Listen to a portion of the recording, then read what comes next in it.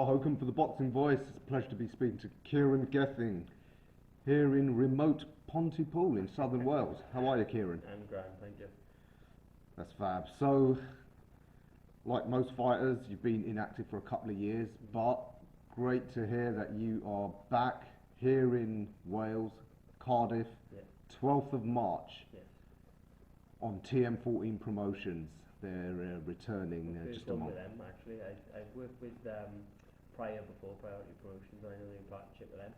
This is the first time I've spoke to the guys at TM, Aaron, I think, and a couple of other guys, and they seem really eager to put on good shows and to do the art promotion as well. They've got all the posters for all the fighters straight away for 6 weeks out. We're getting the tickets there straight away, and it's all these stressing factors as you get closer to the fight.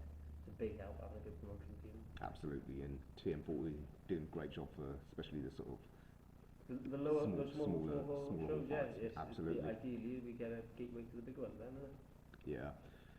So last time out, fair enough to say, just in September you had a fight with Josh Cook. Hope he won't be offended to say that it was a tune-up. Before that was nearly 2 years ago. Obviously with the pandemic, that was your last meaningful fight with a foray, ended in a stalemate. How have you been keeping yourself busy these last couple of years? So I had an operation on my elbow. I had to get a bone shaved off there, and they cut through the tendon and stuff. And I had that not last December, the December before, and I felt ready to fight by the March. And then in that year or so that I'd had off, and I'd had all these troubles with the operation and stuff. Obviously put on a bit of weight and things. Took me a bit longer to get to where I wanted to be. I had another injury then. I had not a broken rib, but it must have been fractured or a bruise or something like that. And that put me back another 6 months. That's why we had to wait till October time. But all the year now, all ready to go, and looking forward to March. Yeah, and before the Euphoria fight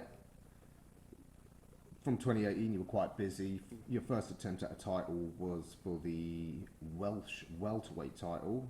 Came up short against Tony Dixon. Then you went for the super lightweight title, which you won.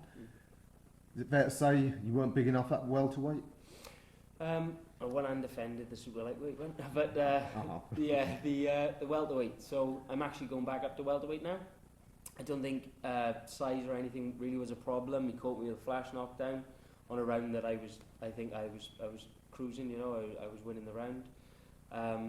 And listen, everyone gets caught, and it's just unfortunate. The best 1-2 he's ever thrown is landed on my chin. So he's gone on to do some good things. He's just had a wicked win out at light middleweight, I think, in Italy, and he should have got a win against Prodan, I think his name was, in Italy as well. So Dixon's done really well since boxing me, and hopefully it's a fight I've asked for again, especially genuinely moving up to welterweight now.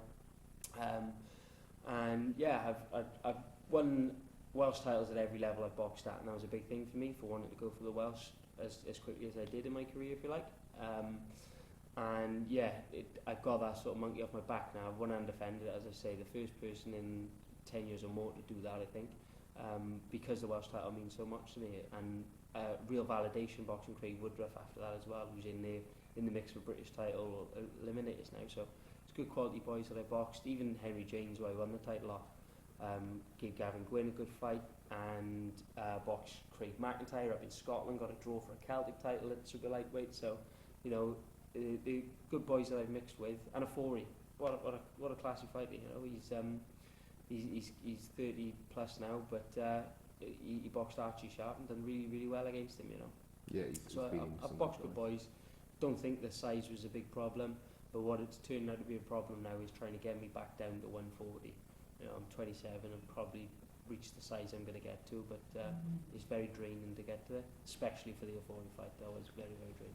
It's a pity because just last week I was speaking to Jamie Robinson. He's on a TM14 show exactly a month before yours, and there's strong rumours that it'll be for the English super lightweight title. And I mentioned some names, your name came up, and I was just thinking, If Sam Maxwell was to vacate, you know, English champion against Welsh champion, every self-respecting Welshman loves to put to sword the English champion. Yes, they do, definitely. I was thinking ahead that would have been a great fight. It would be fantastic. And listen, if I had 8 or 10 week camp to get there, it's not impossible for me.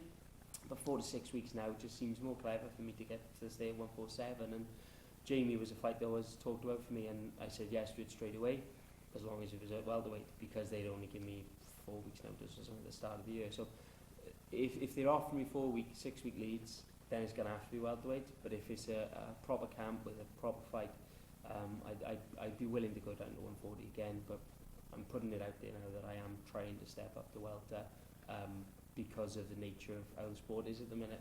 COVID's thrown a lot of spanners in the works, in the sense that there's not as many journeymen and things about now. So when I'm getting a fight like myself, with a couple of losses on the record, is getting a call, it's usually about 4 to 6 weeks, and it's just a little bit too much time for me to get to 140. Sure. Do you have any idea of who your opponent will be on March? Not heard anything yet. I'm hoping it's just going to be like a 6 round.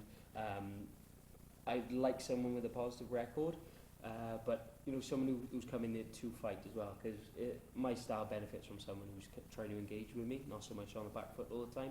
I can't put the pressure onto that like I did with Josh Cook. You know, he's very.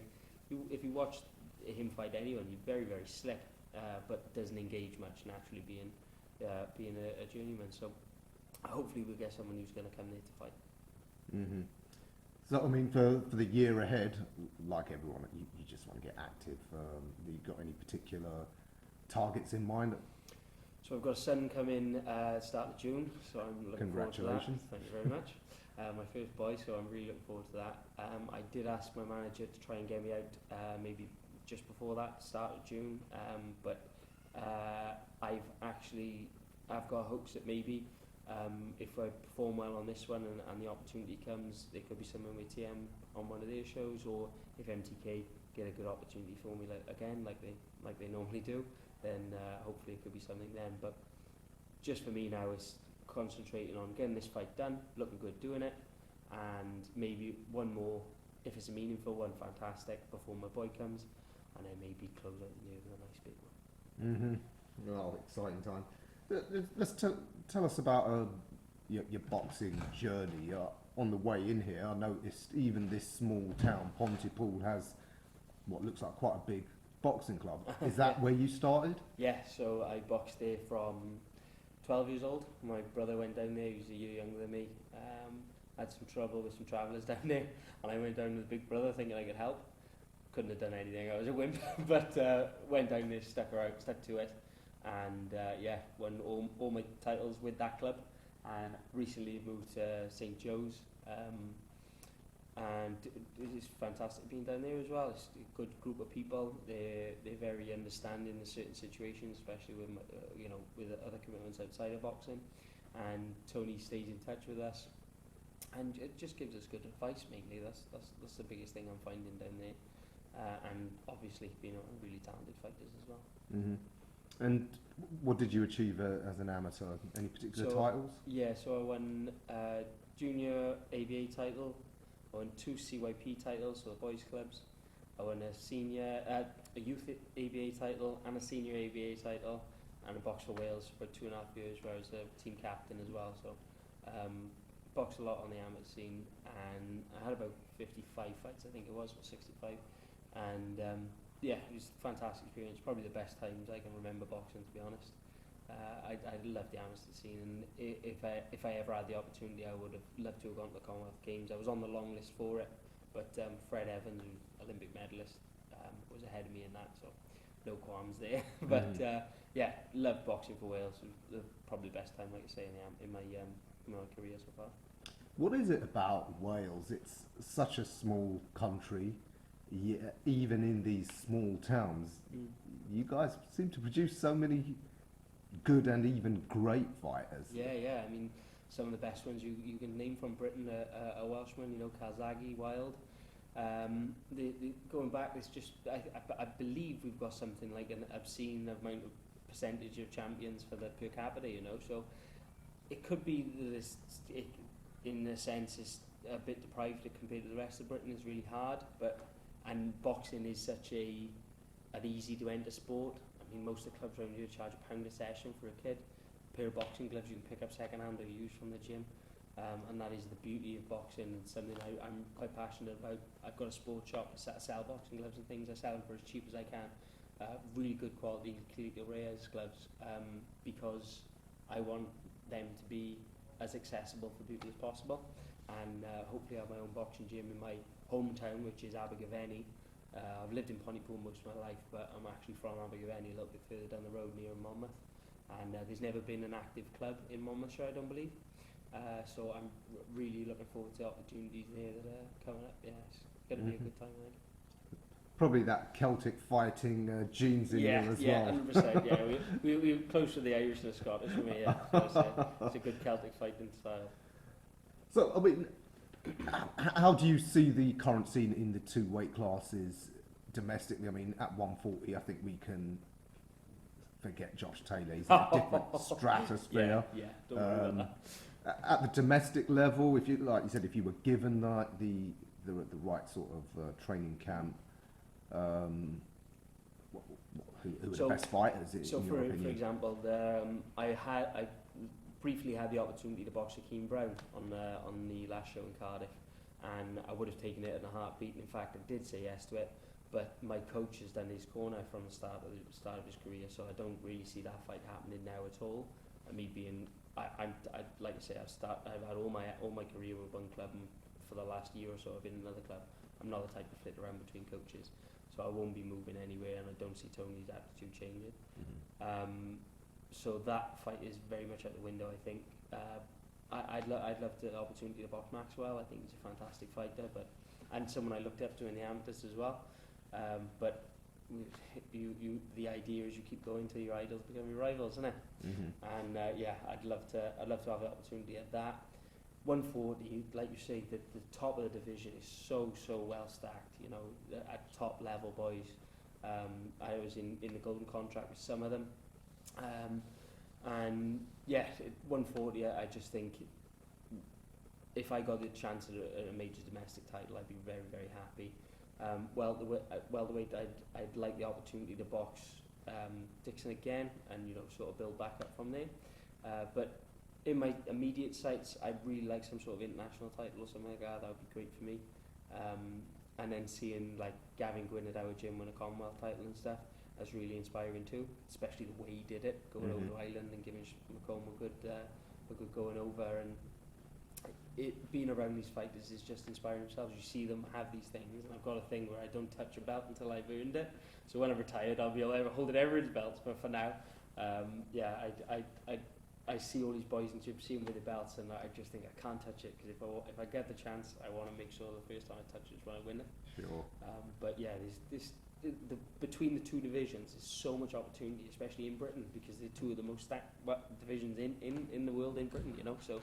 Yeah, I'm totally open for anything, but I just got to hope that the MTK come up with something really good. And Lee's been keeping in touch with the start of the year. He came down to the gym to meet Gavin and stuff. And yeah, we just got to get back on track with these next couple of fights. Make sure my weight's ready, and I'm on there ready to go at short notice if it has to be. And a couple of big fights at 140 coming up. Just give us your opinion. I mean, Taylor v Castrol. Obviously, Taylor's red hot favourite. How do you see that fight going? So I sparred Castrol a couple of times, and he's fantastic. There's some of the things he does in there, he's just so switched on, and I really think that's what Castrol's strength is being an intelligent fighter. But I do see Josh as having the pace, you know what I mean, the pace to really shake up anyone. And to be honest, it's a very even fight in my eyes. I wouldn't want to pick a winner, but you've got two sides of the story there. You've got a really intelligent fighter, and Josh is an intelligent fighter himself. But it depends who controls the pace and stuff. I've seen Cat rolling with O'Hara Davis and Terry McKenna, and thinking McKenna's going to work him over, and then he's just slowed everything down and made it all his fight, And there's another one over in Dubai, McKenna, as you mentioned, going up against Progress.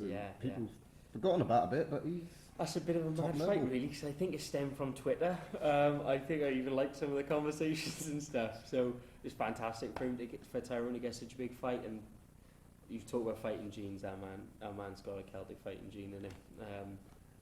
Yeah, I was thinking about going with a nickname Celtic Warrior at one point, and I thought I can't even touch it if he's fighting. But yeah, I do see Prograis winning it, but I know Tyrone will give his absolute all, and if he does, there's obviously a big opportunity for him there to win that fight, you know. I mean, when you get an undisputed champion, obviously it's very rare. It can often open up opportunities, because more often than not, an undisputed champion will think, well, I've cleaned out, I'll now move on. And obviously Josh, there's a good chance he'll move up to welterweight. 147, yeah. And how do you think he'd do up against the likes of Crawford? Crawford looks a bit too thick set, really, for him, but I know he's a fair bit shorter. But Josh is top 3 in the world, I'd say, top 5 at least. There isn't anyone out there on his day that he couldn't beat.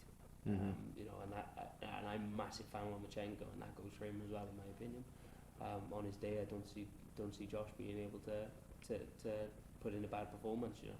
So yeah, he's massively open for him. I do think Crawford wins that fight because of his experience as well, and he's had time to be at 147 for so long too. But I do think Josh wins world titles at 147 too. Sure. Where do you stand on the whole Spence v Crawford debate? Should have fucking happened. Should have happened by now. But yeah, probably Spence. Probably Crawford. Spence, do you know what Spence did to Brook? Like, you know, I did not see that happening at all. So if he pulls out a performance like that, it'd be massive for him. But I think Crawford wins that as well, to be honest. Big fan of Crawford myself. Spence, I guess, he'll tell us more in the UGAS fight. Obviously, the effects of that car crash, whether if it's hurt him, yeah. So, I mean, of course, tonight, massive show here in Wales. Your countrymen, a couple of them. I'm guessing you're going to have to back your countrymen. Can Liam, can he do it? Yeah, I was in national squads with Liam for a while when I was a kid and all, and he was winning British titles and stuff, smoking everywhere. And yeah, I've always been a massive fan of Liam. He's really polite whenever I speak to him, and to be honest with you, I think his boxing skill is really underrated because he's such a hard bloke. Because he bangs people out. People tend to think of him as just a sort of a one-trick pony, but the boy can box, like, do you know what I mean? He is a very talented boxer, and unless Eubank's strength really comes on, and size, then I do think Liam probably beats him late, or on points, because I don't think Eubank's type of fighter to win on points very often, on these big fights. Yeah, so if it's early, I think maybe Eubanks caught him early and it stops, or Liam grinds him down or beats him on points. And what about Chris Jenkins, who's obviously boxing at welterweight? Can he get his career back on track against Ndongo? There's no reason he couldn't. Ndongo, I'm not sure the age on Ndongo now, but it's quite the fight for him. Fair play to him. You know, it's brilliant that he's got it, and like you say, Wales is best, so Wales do fine throughout the night. And would you take that fight with Chris Jenkins? Yeah. Do you know him personally? Yeah, not friends really. We've spoken to each other a bunch, like, but I'd like that fight. Yeah. You can't really be friends in this game, not when not best buddies. Best buddies. Yeah.